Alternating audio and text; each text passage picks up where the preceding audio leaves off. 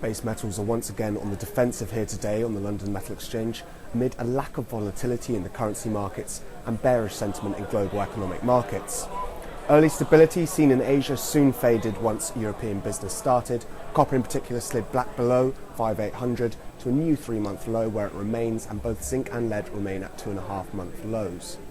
Complicating matters is the distinct lack of movement in the currency markets so far today, with very few economic announcements to drive sentiment and most participants across the risky asset space waiting on concrete news regarding the situation in Greece and tomorrow's monetary policy statement from the Federal Reserve. For now, not much has changed with regard to Greece's negotiations. These broke up last weekend, and most people will be likely asking the question, how will the country repay the forthcoming 1.6 billion euros payment owed to the International Monetary Fund by the end of this month? We can only look ahead to Thursday's Eurogroup meetings, which is now being proposed as the next opportunity for talks there.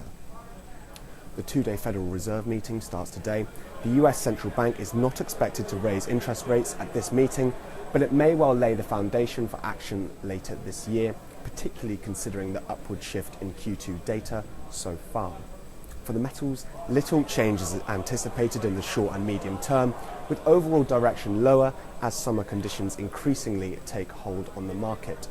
Copper has been the big loser so far today, unable to hold early levels near 5,850, is now down to 5,750 and its lowest since March. Aluminium continues to trade either side of 1,700 for now, just above Monday's 16-month low. Some interesting stock movements in nickel today. Stocks were down just short of 3,000 tonnes, but the net movement probably reflected two-way financing in Johor, where around 2,400 tonnes were placed on warrant, but around 4,300 tonnes were removed.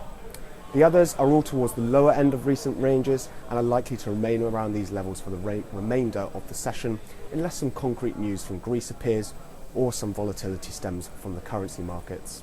This is Ian Walker reporting for FastMarkets down here at the London Metal Exchange.